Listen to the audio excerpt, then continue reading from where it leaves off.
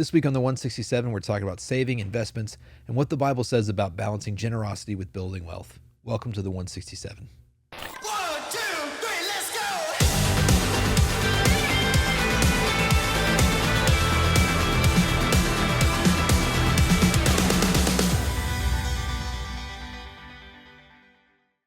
Hey, welcome back to the 167. I'm Pastor Lucas Motley, the discipleship pastor here at New Life Community Church, and Pastor Rick is with us, Good senior morning. pastor, and my wife Carissa Motley. Good morning. I brought her in here to talk to us about money since, she's way better at it than I am. That's not true, but that's okay. Thank you for the compliment. So, we are still in our series. We're talking about investing. We're talking about all the great advice that the Bible has for us about how to use our resources and how to use our money for the kingdom, how that benefits us. And so this week we were talking about investing and saving. Mm-hmm. And so I just wanted to hear from you guys. Did somebody actually teach you about investing and saving? I feel like this is something that is more of a, people kind of understand like spending and paying their bills, but that investment and saving thing, it seems like a tier 2 kind of financial thing. So did somebody actually teach you about that? Was it just school of hard knocks? Did you kind of just learn along the way? Like what was some of your first encounters with that? Some of both. So when I was really small, like up through high school, we were poor, but I didn't really know we were poor. Mm-hmm. I didn't know that not everybody bought their own tennis shoes I shared this with someone recently that my parents had a limit of like $10 or $15 and I'll buy your tennis shoes. And this is back in the day. But the shoes that I wanted, like the shoes, when you get to high school and you see, everybody has Puma back then. Nike didn't even exist then. So Puma was kind of the thing. And all we could get with the $10 was the cheap, whatever. Asics? Yeah, whatever. And so if I wanted the other shoes, then I had to work and get money and then use my own money to pay the difference. I just thought that's what everybody did. And I didn't realize it was because we didn't have a lot of money.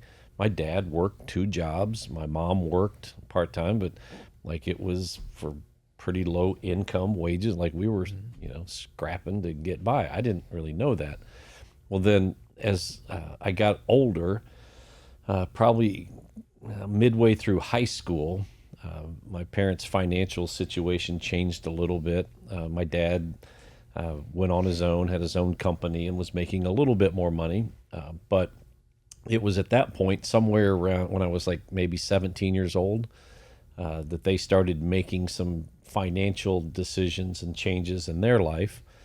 And part of that was when I was, I think, 18, then they helped me get started in a retirement thing. They put a few dollars in a retirement fund that was supposed to make me a millionaire by the time in my mind, when I was 30 Retired or at something. 35. How did that turn out for you? Not so good. And so I'm like, what a waste of money all this has been. I'm not even a millionaire. I'm not even a thousandaire. Right. But so they started that educational process later, just before I moved out, but it was very beneficial.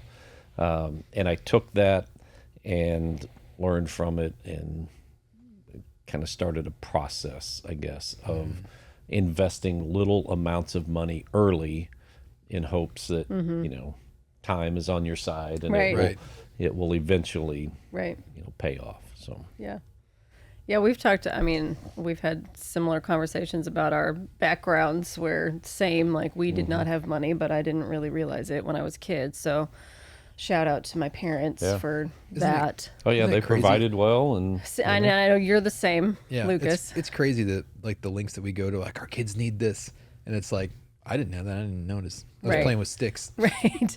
But that was we didn't talk about money really in my house growing up, and so we were a one income family. My dad worked, my mom stayed home, and so we didn't talk a lot about money. I didn't know how much of a struggle it was. I knew we lived in some pretty crappy apartments, but I was a kid. I didn't really care, right? But my grandparents, my dad's parents, my grandfather established his own family medical practice and was very successful, very respected in the community that my dad grew up in, and then that we ended up moving to later. So I always knew that my grandparents had money, but they didn't live like it, right? Like they lived very modestly, and that was a really good example, I think, growing up with that. But in terms of saving, I think the biggest lesson I got about saving was, my grandparents, there are 7 grandkids. When each of us graduated from high school, they had started a savings account for each of us when we were born. And when we graduated from high school, they gave us the money in that savings account, and it was significant. I mean, it was a significant amount of money. It's how I bought my first car after I graduated from high school. And I remember thinking of course at 18, it's like an astronomical sum of money, right? But it's like an iPad. Right. But it was, in 2000, money went further. But just thinking about, wow, I want to be able to do that someday. I want to be able to have that kind of impact. 'Cause I just remember how much of an impact that was on my life. Like my parents helped me with my car. I didn't spend all of that money. Like I was still living off some of that money when we got married. I used some of it to pay for our wedding, right? Like it was just this thing that I remember being really significant in my life, in my, college and early young adult years, that really left an impression on me. And so we have a savings account that we put a certain amount of money in every month, and we're planning to do something similar, have this X amount of dollars for each of the girls when they're ready to move out of the house. And so that's been a big influence. But no, I mean, that was just a lived example, right? That wasn't something I got taught. Yeah, they didn't sit down. They didn't sit down and talk through the monthly deposits. But to do that for 7 grandkids, I think is really impressive. Well, what's interesting is that you're a teacher, so basically like a third of your paychecks, somebody else tells you how to invest it. Like teachers, they have retirement funds and all kinds of stuff that just automatically get pulled out.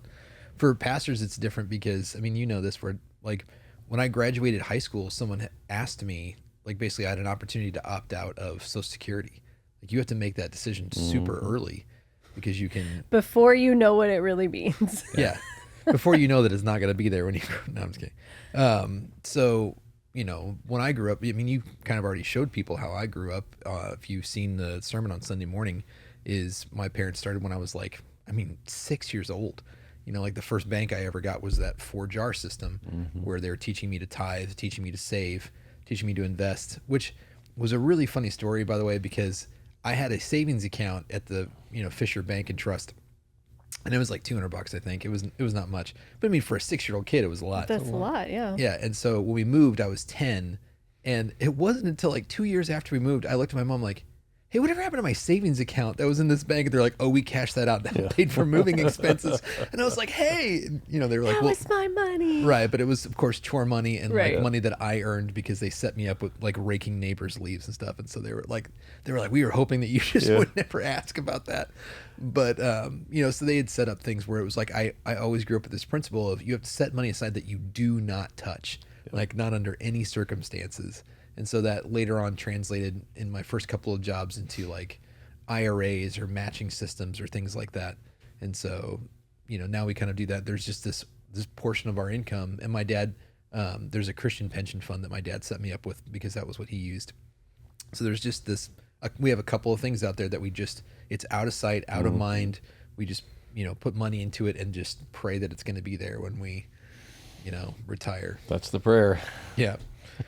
But I think I think that's the best thing that you can do is if your company has, incentive programs, they're like, oh, we'll match it. Like, why not? It's free money. So you should absolutely do that. So when we're talking about saving and investing, what do you think is the hardest part for people? Because like I said, a lot of people don't grow up with advice. Their parents don't teach them. What is the hardest thing that you think is involved in actually taking money and not spending it, but putting it aside? The hardest part is you don't live like everybody else. Like everybody else, it seems like everybody else that you're watching is getting all the things that you think that you want or need, and they're getting it. They're just in that pressure of, well, I want that, but I'm not going to get it because something else is more valuable or important right now. And that stinks. Like, it's not fun. but it's beneficial. So, like I've always said, if you live like no one else now, Oh yeah. no, it's a Dave Ramsey. Dave Ramsey quote. If you Pastor live, Rick always like I says. always said. So if you live like nobody else now, then later you'll be able to live like nobody else. Right. And so, Right. Which, shameless plug, we are going to teach Financial Peace. It's available on the New Life app. We're going to be teaching that in the coming year. And I will say that was, my parents made me go through both Dave Ramsey and Money Matters. I can't remember who teaches that, but it might have been Max. I don't know. But they put me through a bunch of those classes. But highly recommend. What do you think, Carissa? What are the difficulties and hardships of investing? I mean, same. But it's the delayed gratification, right? It's not being able to, well, not that you can't, right? And I this is the interesting thing. Like, we are wrestling with this with our teenagers right now. They both have part-time jobs, and for 15, 16-year-olds, they make a decent amount of money. And it's the wrestling with what are you?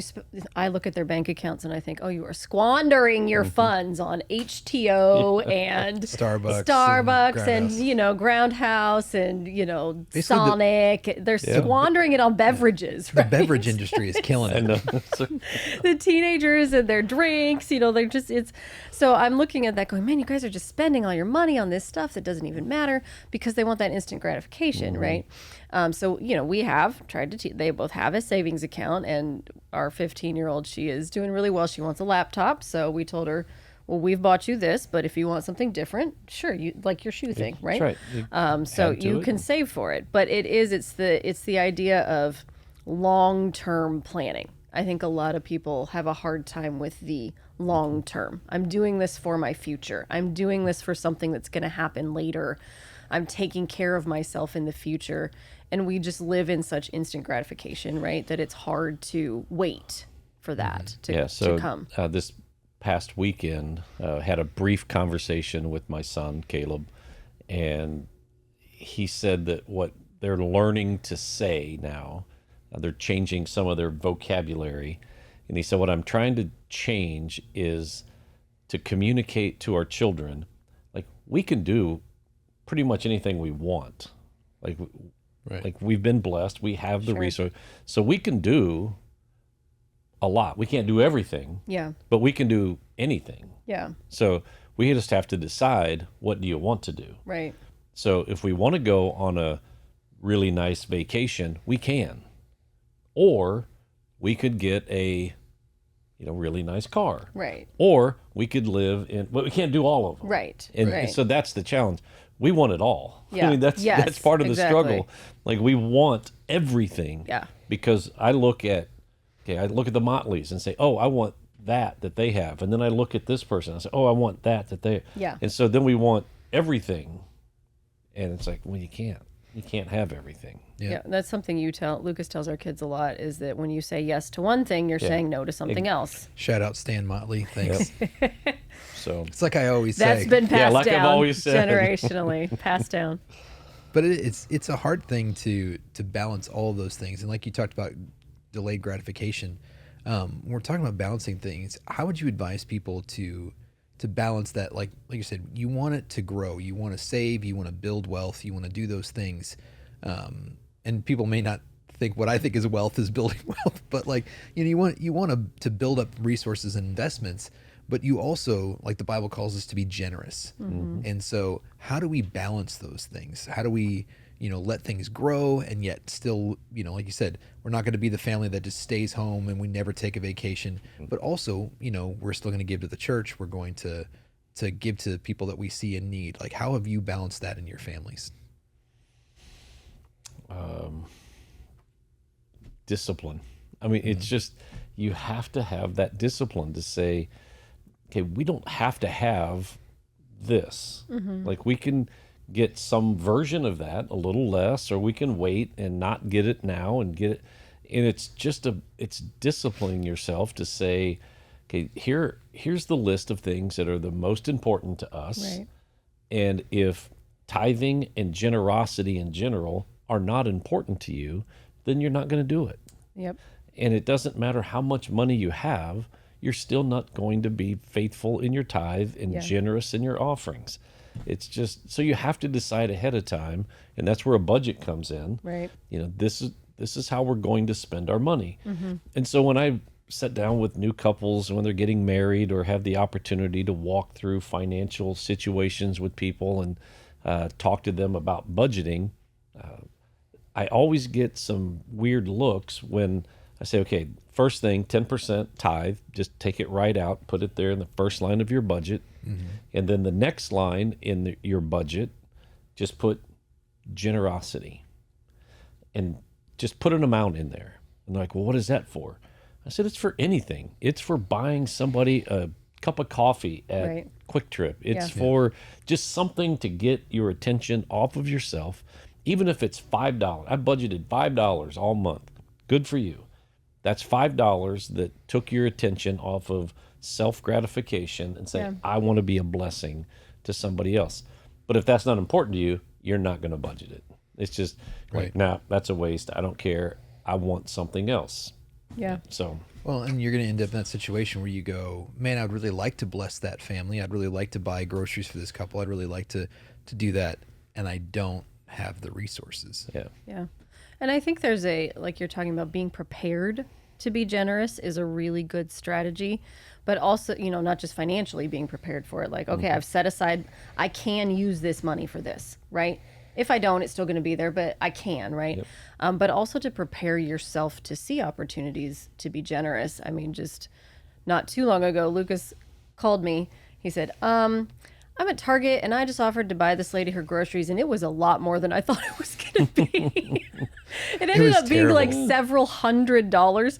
And, but I was like, that is, if you feel like God's telling you to do that and you're going to be generous, like that's fine, right? We can be fine because not only do we know we have the money that we can do that with, but also our hearts are in a position to say, Right. that's not our money. Yeah. God has given us this money to bless other people and to be willing and open to do that. And so I just think about probably even like 10 years ago, I would have been like, oh, that's a lot of money. Yeah.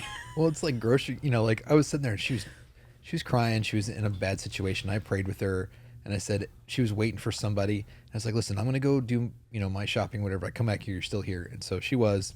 And so I had my two girls with me and I'm thinking about what kind of example am I setting? Right. And so I was like, I'll buy your groceries. Come with me.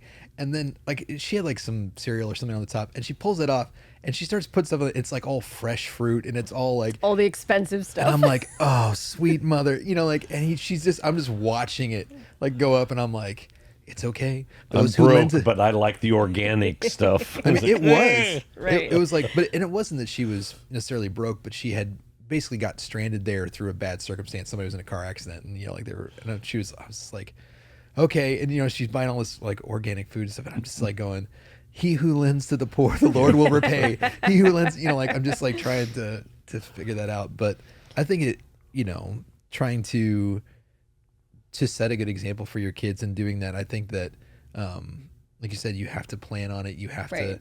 to anticipate it. But, really when that balance comes, I always, it's hard for me to think about money as growth because I'm not a finance bro. But that was one of the big kind of learning ahas that I had was like, how do you put something, like the Bible tells you, sow your field and then build your house. We talked about that. It's like, how do I put something in the ground to grow and then, be generous with the harvest of it rather than being generous with the seed? Does that make sense? So it's like, how do I start investments? How do I put things away?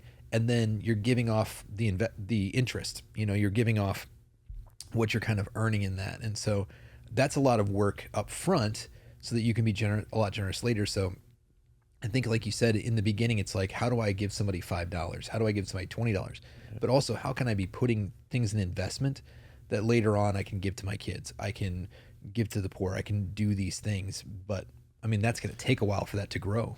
Yeah, and again, it's part of it is education. It's Yeah. just learning and understanding that yes, credit card debt, terrible. Yeah. Like interest is a bad thing Right. unless it's working for you. Right. Then interest is a good thing. Yeah. Yeah. Right. So when you understand interest, and how it compounds, and it's like, So- oh, that's terrible. I remember the very first so we have gone in debt, and paid interest on a credit card one time.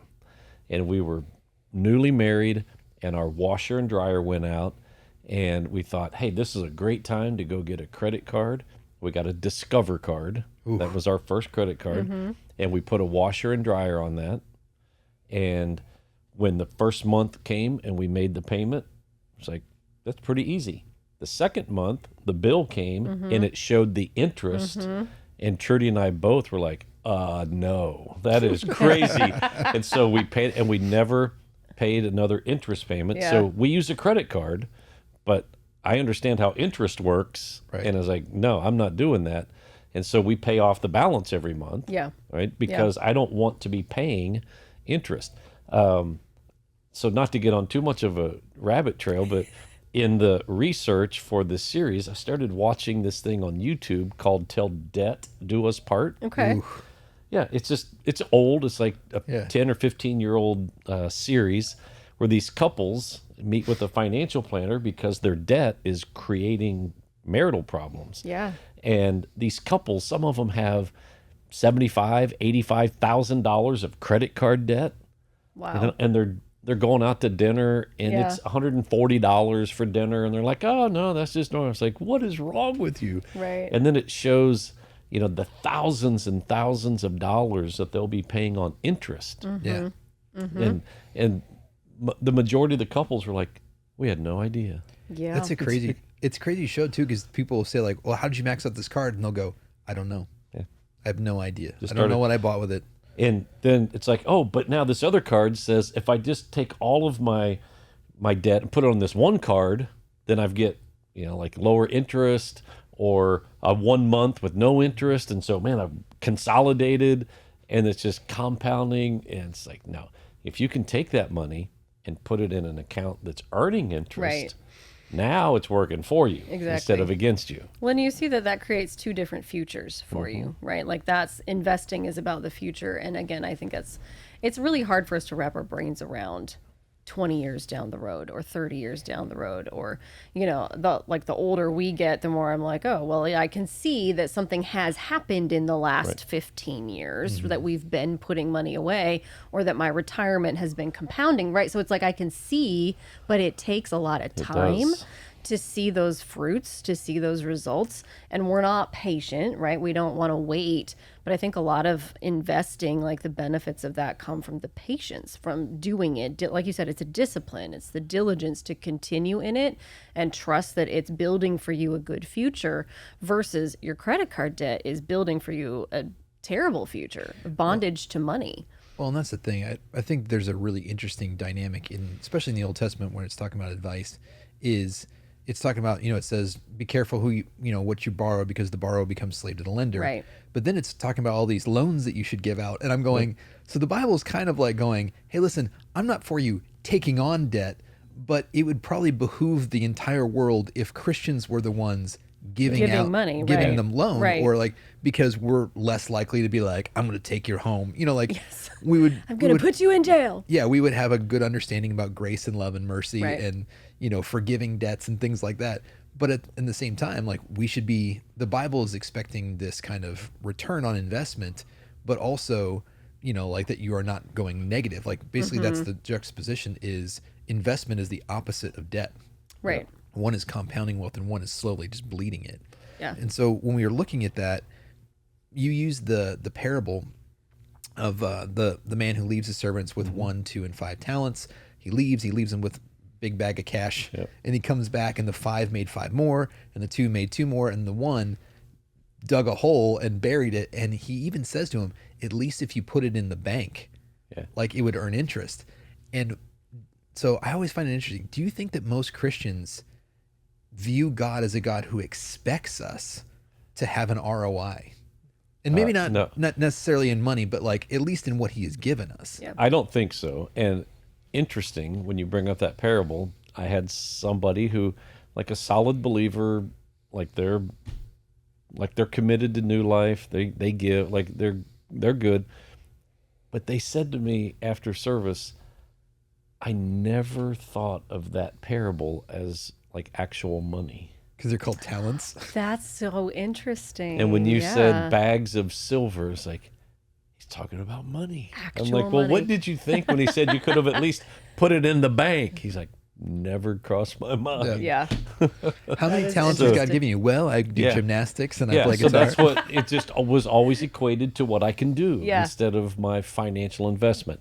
But no, I don't think. I think, there's no research to this. Just my opinion. I think most people see their money as their money. Yes. Like it's just mine. I can do with it what I want, and there's no really consideration of what God had in mind and how that those financial resources should be invested or used for anything. No, it's mine, and whatever I choose to do with it, it's either for my benefit Right. or my demise, and that's my choice. Yeah.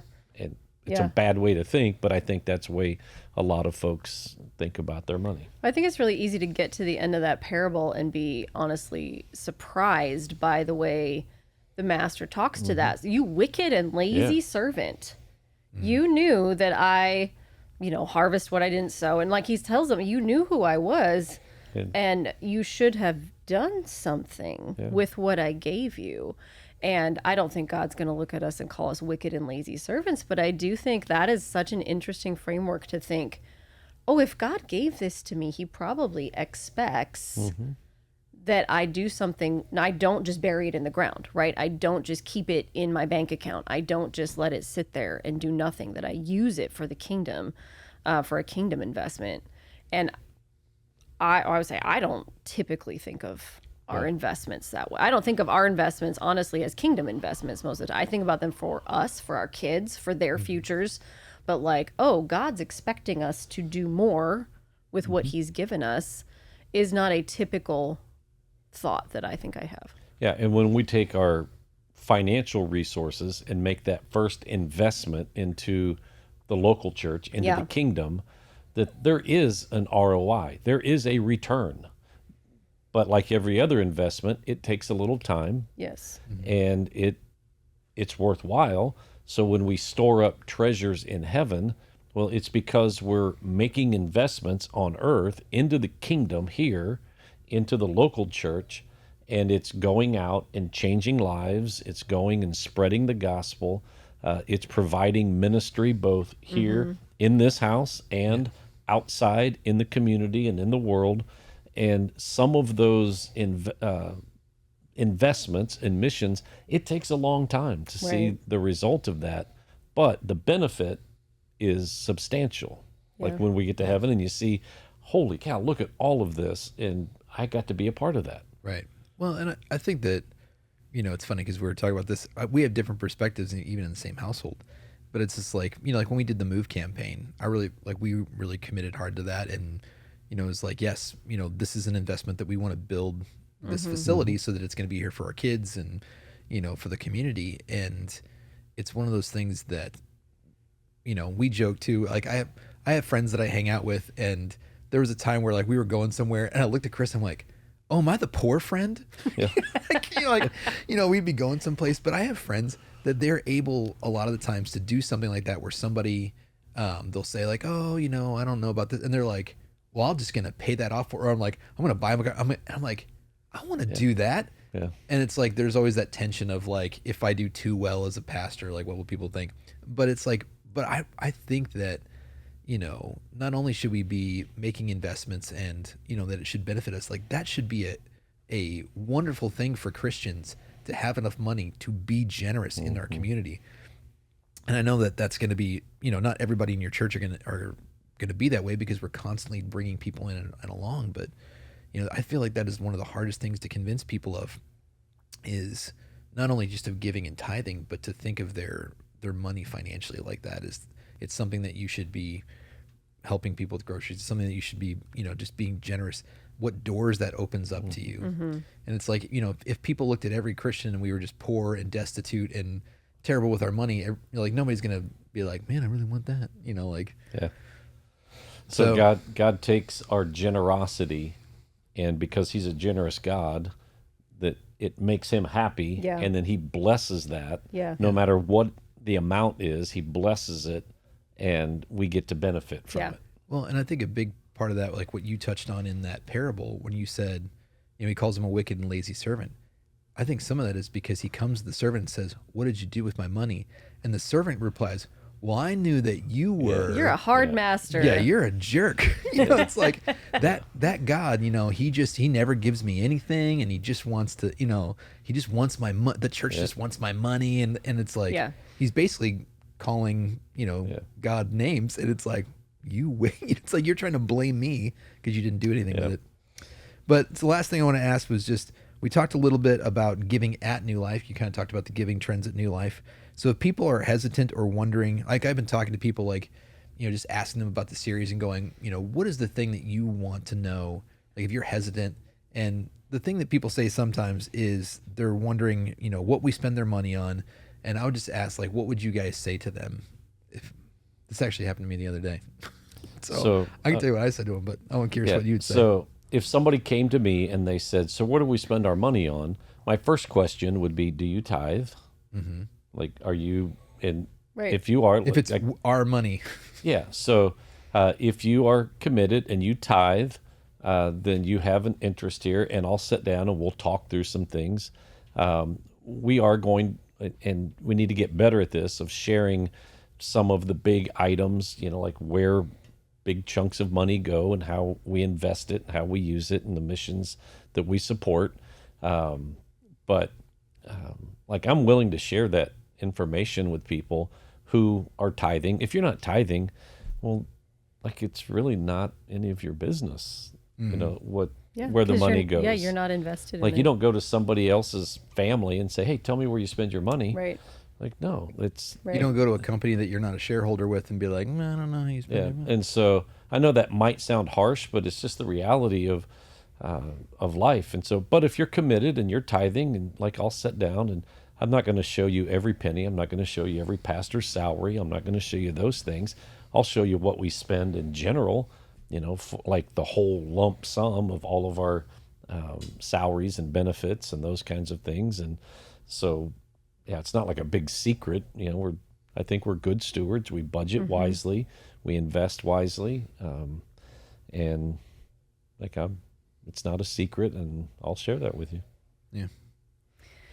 What was your answer? It's probably not as nice, but mine's a little spicy too, so I'm interested in if you're your asking answer. that question, you're missing the point. Yeah. So it's like, if you're at a church family, you're supposed to tithe. I'm going to go over that this week. We're going to talk about it. It's there's a million reasons. You can go look it up. Malachi 3, you can look at anything in the New Testament or Old Testament, and you can look at Luke 11 in the New Testament where Jesus reaffirms it. But it's like, you're supposed to bring your tithe to the storehouse, and then it's supposed to be distributed out among people. And whenever somebody asks, well, what do we spend our money on? I just look at them and go, you are what we spend our money on. Yes, we hire staff, but that's because we can't run an all volunteer ministry. It requires full-time attention. You require full-time attention. You bring your kids to youth, and we spend money on that. And we spend money in the community, and we spend money on, there's going to be a point where you fall on hard times and you come to us and you're like, "Man, I'm in the hospital, we're going to bring meals to you, and we're going to do, there's so many things that, that basically people, they walk into the church and the lights are on, and there's a band on stage and a message and, snacks and coffee and all this stuff. And they're like, "What exactly are we spending our money on?" You. Yeah. We're providing an environment where you can encounter Jesus Christ. Yep. And if giving shot off the charts, if all of a sudden tomorrow $1 million came in to the church, we wouldn't spend it on pastor salary. The margin, most churches in America, I think they spend 50% of their budget on staff salaries. And then it's 20 or 30% on building expenses, stuff like that. And it's only 20 to 30% on ministry. But if giving shot through the roof, the only category that you would really see grow there is the ministry. That margin would get so much bigger.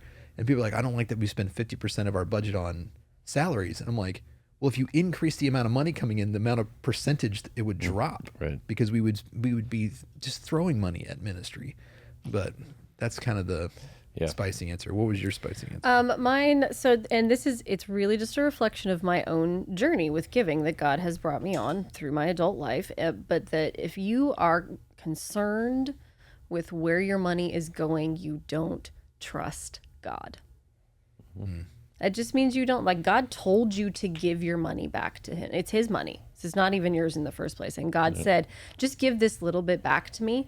And if you're going to question then what he's doing with it through the church that you're attending and that you're giving to, then you're not trusting him and you're not really being obedient to what he's asked you to do. Well, and if the response there is, well, I trust God, but not necessarily the church, I'm like, what are you doing here? Well, Go then to a you're at the different wrong church. church. Yeah. If you don't trust what your church is doing with it, Yeah. then you're probably in the wrong church, honestly. And it's like, but the question is, would that person really go and find a church that they do trust and then give? A lot of times I think that's it's just an Yeah. excuse to not give, honestly. So that's my kind of spicy, harsh answer. But and I said, that's a result of what God has told me personally about my views on giving. And I think you're going to talk that's about not for that. anybody else. It's just That's for just Carissa. me. for That's me. just my own. And I think you're going to talk about some of those things this week. So on yeah. Sunday. So hopefully everyone will show up and join us for that. Yep. Well, we hope to see you there. You can come to New Life Community Church, 8:45 and 10:45. Otherwise, we'll see you back here at the 167 next week. Peace out. If you enjoyed this episode of the 167, make sure you like, subscribe, follow, get notified, leave a 5-star rating and a positive review. Tell all your friends to listen as well. Make sure you go over to newlifegardener.com and check out all that we have to offer as a church and check out our messages online as well. Thanks for listening.